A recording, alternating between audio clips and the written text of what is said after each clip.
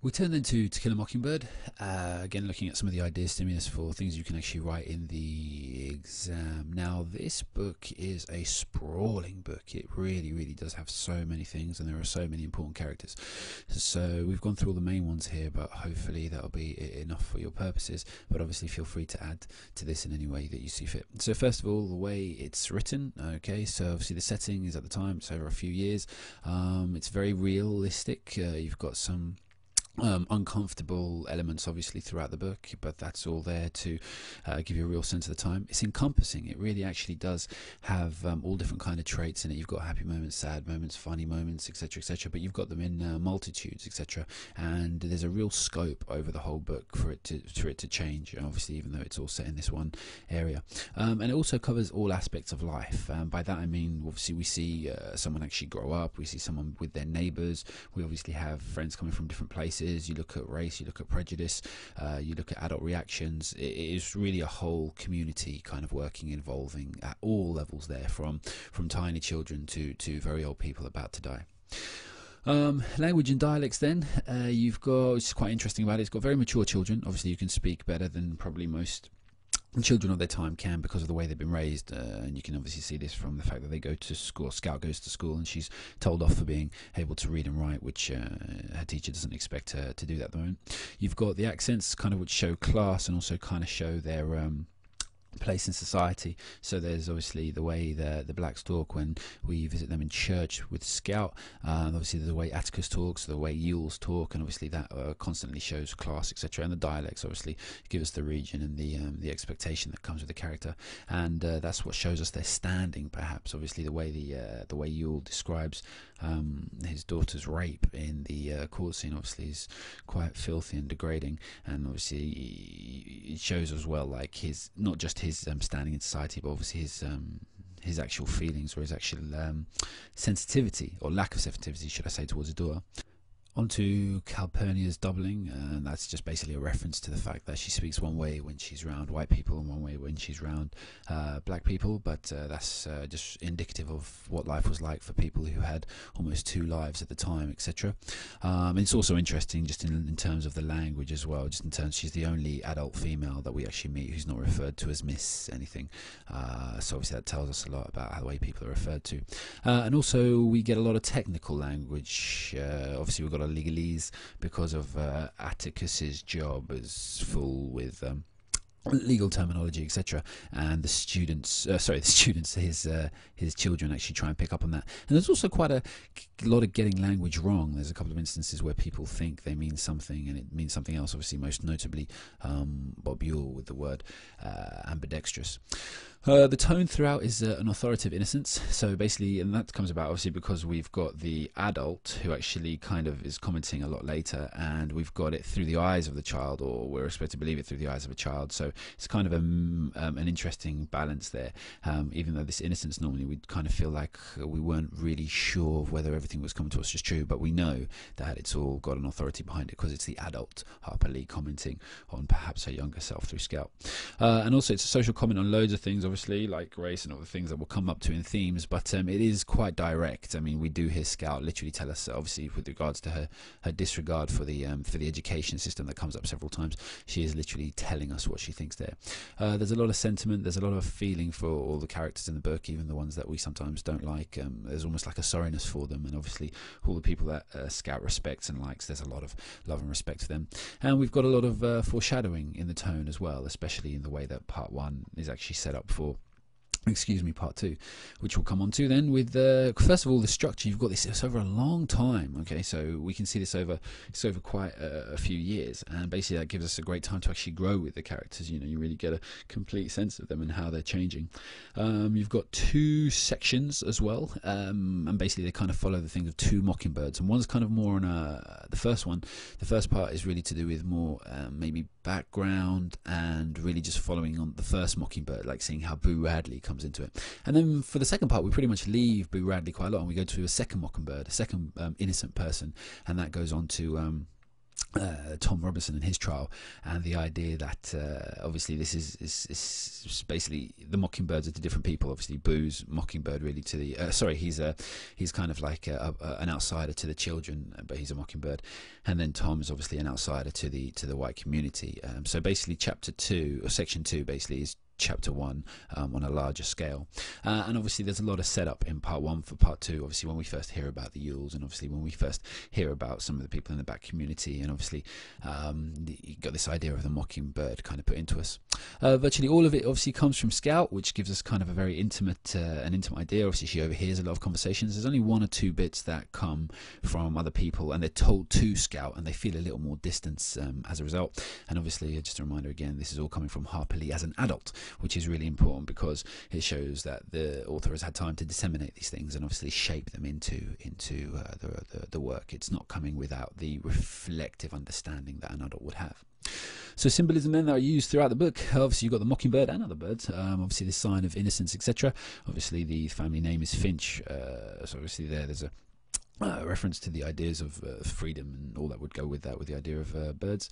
You've got the name, sorry I haven't put it down here, but the name Atticus itself is also a symbol of apparently he was named after someone in Roman times who refused to actually pick sides during the Civil War that was actually occurring in Rome, and so obviously there it's a very balanced view, and the name's kind of taken on such meaning. You've also got the tree, which is the way that Boo communicates with people, but obviously, communicates with the kids, but then what you've actually got there is the idea of communicating through nature, and then obviously it's kind of harking back to nature, and perhaps in that our human nature where everyone should be equal, and obviously that's a setup for the second chapter, but it's really important as well that kind of gets blocked up because we actually lose that communication between people. Obviously then we're just back to the stereotypes and prejudices people have when the tree's hole is actually closed over. You've got the symbols of the characters, which obviously represent just all different parts of society, like a microcosm. So like gems supposed to hopefully represent the future generation, etc. You've got the destroying of the flowers, which is symbolic of hopefully a change of attitudes, because it's Mr. Bose's flowers that are actually broken, which is a good reflection on old ideas being destroyed, etc, etc, etc. And you kind of see this as well with people like Aunt Alexandra, whose attitudes changes slightly towards the end. You've got the symbols of prison. Obviously the Radley house is a prison for Boo, and obviously the actual prison that Tom is placed in at the end, where he's actually killed. And obviously there you've got the idea of the birds, the Mockingbirds, being trapped, etc, not being able to do what they are supposed to do. Obviously the kids represent a new generation, and as I just mentioned a minute ago, Atticus. So some of the themes then that we actually come across quite a lot. You've got growing up, and in there we learn overtly. So basically there's sometimes where the kids are taken to one side and they're actually told XXX. So for example the idea of to sin to kill a mockingbird, etc. And sometimes they actually learn discreetly, they actually learn discreetly in terms of maybe Scout watching Jem cry for the first time. It's kind of like she picks up on that and she learns without actually learning. And after the attempted lynching, she only learns afterwards what they're actually trying to do, but not actually at the time. There's a lot of idea about growing up in your place in society. Obviously differentiation between white and blacks. Obviously that will have different relevance in different countries and different times. And also about perhaps growing up to be a lady, as Scout is actually encouraged by her Aunt Alexandria. These are things she actually needs to know. We get a lot of idea about growing up and becoming more open-minded as you're exposed to more. So for example, when Calpurnia takes the children to the blacks church and they actually see what's going on there as well, they're getting a whole other insight into other parts of life. And also just when we come into section 2, how they're actually looking across at all of the treatment of Tom Robinson and the way that the jurors acted and how some of them fell and what the outcome was, etc. Obviously you have to grow up a lot there and realize not everything works the way it should. You've got the idea of people being equals as well in terms of their placing in society and who's unequal in society. So obviously you've got the Atticus probably is the head of all that, and then if you drop off to the right with the whites, then you've got the people like Bob Yule, etc. And over on the other side, you'd have obviously the blacks. The approach to Boo, obviously how they see him at the beginning obviously contrasts massively to how they see him at the end, and they're obviously told, that basically the lesson is not to go with their prejudices and stereotypes. Obviously being attacked, now obviously that's quite a traumatic experience. Obviously it could make you quite paranoid and etc. But that's obviously something else that would actually really add to their learning and growing up, and then watching how their father deals with it, etc, etc, etc. Growing up as well, Jem actually starts to teach Scout some things. So basically he actually comes to a point where he tells her she should be addressing different, etc. And also with Jem, he actually gets called Mister, which shows how much he's grown. He's really kind of moved into his being a young man rather than being a child. And obviously they're going through, this is quite interesting, they're going through different stages at different times. So basically Scout's going through a period of going into her early teens, whereas Jem's going into what would be the equivalent of college. So basically obviously they've got completely different lives there, whereas when they're younger they have similar kind of routines. And it said so much, apparently Jem grows away from Dill and Scout in terms of the games they play, etc. Obviously, we've got prejudice, one of the main themes all the way across, obviously with regards to the groupings in society and how people are actually placed, their levels, and obviously race. That's a huge one throughout the book. Obviously, you've got the hypocrisy there as well, which is quite interesting with regards to the church group who want to help black people on the other side of the world, but don't help black people who are right actually next to them. You've got the prejudice against about, again, the idea of helping, because there's no way. One of the main things that Tom Robinson actually brings himself down on is the fact that he says he feels sorry for her and wants to help Mayella, and obviously that's just completely unseen. There's a huge prejudice against a black person thinking that they can help a white person this time. Also prejudice against women. For example, women aren't allowed to vote in the they're not allowed to vote, they're not allowed to sit on the jury, and obviously there's other instances as well where they're expected to act in a certain way or be a certain way, etc. There's prejudice against the outcasts, which is most clear with regards to Tom, obviously, and obviously within the kids' own minds against Boo. And you can see again, hopefully, how that's actually the two sections are actually reflecting each other quite strongly there. And obviously the prejudice against one's family, because it's not something not really touched upon very much. But Jem at the start, he actually thinks Atticus is a bit of a dweeb, a bit of a loser. Doesn't really have much respect for him. And obviously after the incident with the dog, and obviously watching his father through other things, I mean, he really does grow to respect him. We'll come to that a little later. You've also got the struggles, so people struggling against society. So that basically just means against like the way everyone is actually, how things are actually set in your society, the unspoken rules of how people should be treated and how things should be done. Against your community, that's more literal. That's obviously where people go to argue against each other or actually stand up against the people who are actually going to do wrong. So obviously Atticus, when he goes to the trial. Mr. Bose's struggle against drugs is also something that we come up against, which is really reflective of all kind of ills that would be in society. I mean, obviously here she has an addiction to, I think it's morphine, and this could be along with anything, alcohol, etc., and other different kinds of drugs. And obviously there could be a parallel that can be drawn against, if you want to make it, Bob Yule. And obviously he's actually used his drug of choice, the alcohol, to actually, he's succumbed to it and obviously gone to attack the children at the end of it as well. So it actually shows kind of different elements of character. There's a struggle just against injustice in general, how people should be treated, shown through the actual trial and the court case Atticus takes. And in the writing of the book itself, there's a struggle against the social historical context at the time, because obviously the black civil rights movement in the 50s was really picking up, taking off, developing. And for Harper Lee to write this at the time, obviously in some circles it wouldn't have been taken down very well at all, and she would have got heavily criticised for it, but thankfully the book has, hopefully deservedly, stood the test of time. And also there's again the struggle against hypocrisy with obviously Aunt Alexandria refusing to continue to go to the meetings after obviously the trial. You've got bravery shown throughout. Obviously on a small scale you've got Jem running after his trousers, even though obviously it scared him, but Jem is the kind of person apparently who never backs out on there. You've got Atticus obviously defending Tom, even though he knows it's not going to be good for his reputation, and obviously he knows also that He's not going to win. And obviously you've got Aunt Alexandra, sorry. And one form of bravery is just the fact that she actually comes. I mean, she's there for her actual family. I mean, she could distance herself from Atticus and his radical thinking of equality, etc., etc., etc. She could distance herself from it, and obviously just kind of land herself in her family's reputation, which is obviously quite a grounded one with links to slavery, etc. And you've also got Mr. Bose, who fights to the very end against her addiction. Okay, so we look briefly at characters, and we look at Scout. Obviously, Scout's our commentator throughout the whole thing. She tells us what's going on. She's supported and loved by her brother and Atticus, which is really, really important because it gives an insight again into this is why Bob Yule's quite important as an opposite to Atticus in almost every way. He can't speak properly, he isn't very developed, and he doesn't really love and care for his children properly, etc. And he ends up in a certain situation. Obviously, whatever social reason behind that, I'm not commenting, I'm just saying what's in the book. She's a tomboy, which kind of gives her a more adventurous feel than maybe we'd get from some girls her age. She's a learner the whole way through. She's picking up loads of things and obviously dispensing them with us. She's advanced for her age as well, which is really, really important because maybe she can pick up on things and see things that other children and other people in there can't. And there's an innocence obviously throughout which disarms people, obviously with the lynch crowd that are actually coming into it. And also that innocence is very relevant for us because it actually keeps us on her side. We actually enjoy her company, enjoy growing with her. She grows all the way throughout the novel, which is really important because this is actually, obviously, if she can grow and change and pick up so much, the idea is that we grow, pick up and change just as much in our ideas, perceptions.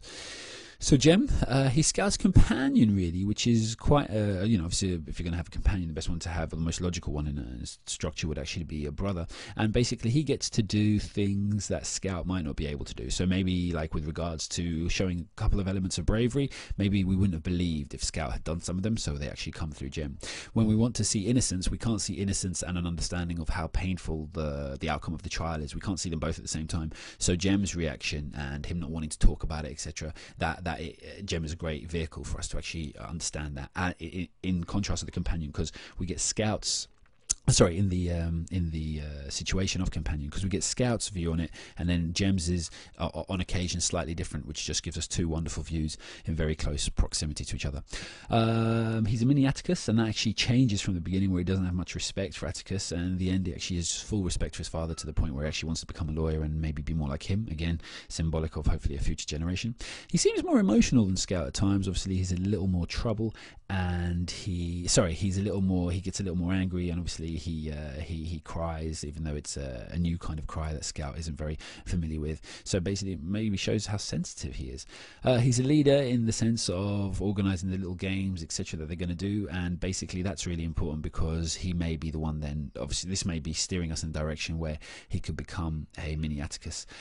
Again, he's sensitive to the situations at the trial, and also ultimately to the situation of Boo Radley when he understands things, and he's also sensitive to how things are when he's actually telling Scout that she has to change, etc., and when he knows there's not much he can do about certain aspects of what happens in the book.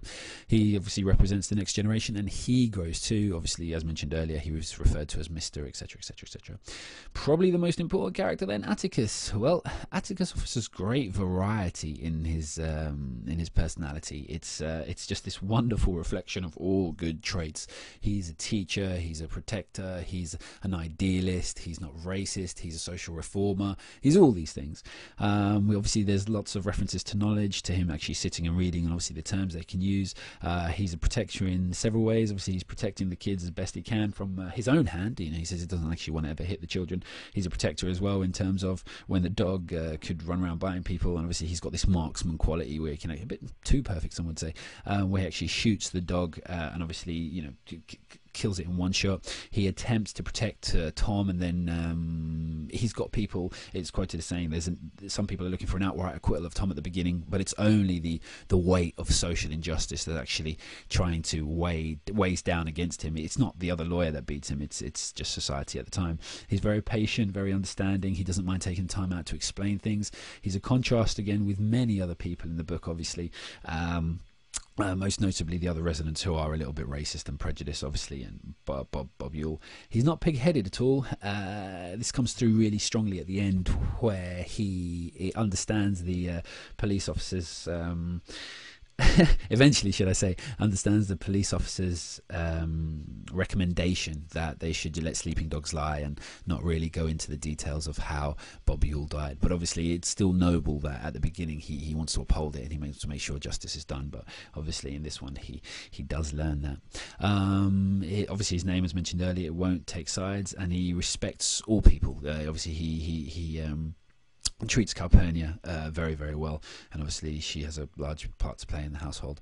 So is he being represented as the ideal of a man? And is he a realistic man? You know, do we really see this? I mean, in many other books you'll find characters painted, and if you want to make this actual comparison, it might be worth making, but just make it as a side point, don't make a big deal out of it. There's another book called Roll of Thunder, Hear My Cry, where there's another father figure there who's very almost perfect for a long time, etc., etc., etc. But then there's this one point where Pa, the father of Cassie and the kids, at one point he gets really angry and he just slams, I think he slams a table, etc. And then there's this one element, that's a black father, by the way, in contrast, and it's just this one element where we actually get to see this kind of real human side to him, but we really don't get that much from Atticus, and maybe is that more to do with his temperament, is that more to do with the position he has, is it more to do with his job? But if you do read up something on Roll of Thunder, it might be an interesting comparison to make. Again, the character you're looking for is called Pa, and that book was written by a lady called Mildred Taylor, which covers similar themes but from a black perspective. And a lot of what you can actually look and find in Atticus, you can actually extend to Miss Maudie, which is quite nice. So some of these things, just the not being pig-headed, won't take sides, etc., etc., you can use some of those for Miss Maudie's character as well. So we move on then to Calpurnia, and she's typical of the time. One of this group of people that have to walk a tightrope, between two communities, which offers a very interesting link between the two diverging cultures, and obviously how the communities work side by side, or work segregated, as it were. And also she's a link in terms of not just for us the reader to get an insight into the black community, but also as a link for the black community to access into the white community sometimes. Obviously when the black people bring Atticus presents at the end, that's really obviously touching, and maybe they wouldn't have been able to do it as freely had Calpurnia not been a link there. And it's really actually nice to just show that appreciation for what he tried to do. Obviously widens horizons of the children, takes them somewhere, and obviously shows them to an aspect of life they haven't seen before, so they get more of an understanding. And obviously there's some kind of question over whether she's the mother figure, really. Obviously she cooks, she disciplines, she kind of looks after things. I mean that in a classical sense. I'm not making a judgment on the position of women in the house or anything, but basically offering the children that mother figure. And is that kind of ideal for Atticus? I mean, is he really doing this just because, maybe he's too, you don't imagine Atticus being the most romantic of people, so maybe this is just the perfect thing for him, someone that he knows where he stands with, and there's this person who's actually got a good influence on the children and takes care of the house in a certain way, and maybe that's kind of like perfect for him. So is it a mother figure, or is it a convenience for Atticus? Obviously something you can develop and extend in your essay if you so choose. So we've got Boo, the outcast. He's an object of fear. He's kind, he's misunderstood. He's kind when he obviously puts when the fire happens and he puts the a shawl or a jacket over his Scout's shoulders, and obviously in the toys he tries to leave him. He's an object of fear from the children from the actual beginning, and he's an outcast because he's an outcast by being kept in, which is obviously slightly ironic. Obviously he's at the mercy of his family there. He's misunderstood, and obviously we see that from the development of the beginning and end. That's always a good thing to actually discuss. And obviously he's described as ghost-like at some points, but then in the end obviously you got this idea of this friendly ghost, this spectre, and we wonder, obviously because he was there at just the right time, we wonder, was he always watching Jem and Scout and watching over them? And obviously in the end he's obviously brave, and he does what in this case could be considered the right thing. And then we've got Tom. Obviously Tom represents another Mockingbird. He's innocent, and this is quite clearly shown, and obviously he's disabled, which is obviously not just the disability he has in terms of his left arm, but also his disability that he has from his status in society as a black man. It's really interesting as well, because one of the things that really, obviously the lawyer makes a huge deal of is when he actually says he felt sorry for her, and that's Harper Lee's representation of some things that just can't be said. Obviously Atticus would never have tried to use that in his own defense, because he knows the social impact of what it would have had. But Tom, just being innocent and obviously being manipulated slightly perhaps, or invited, say it, by the opposition lawyer, he just makes that huge mistake, and obviously it goes on from there. And then obviously we go on for the despair that he actually feels and the injustice, and obviously we see what it actually leads to, what it actually comes to, and it reflects that. And that's kind of the summary of some black people's situation. You'll be wronged and then killed, or you'll be wronged and then die at the time, which is obviously quite a sad reflection of society at the time. So in developing how you're going to answer this, remember to plan, mention a point, quote, explain the meaning, analyze some language. Please do that. That's going to get you loads of marks, and link it to another character, idea, or point of the book. Try and do all three a couple of times each, just 2 or twice each. Just write in 6 paragraphs or 4 or 5, 6 paragraphs. Just always analyze something in the language, refer it back in the book, refer it to another character, make a link. It's basically just trying to make it grow as much as possible. So if you imagine your entire essay, if it were to get a C, it would just kind of be this bunch of stems. If it was to get a B, then it would be stems with these buds coming out of it. And if it was to get an A, then it would be this stems, buds, and obviously flowering, fully flowering. It's just making those connections, those extensions, just make your essay grow and hopefully in some way come to life. Good luck.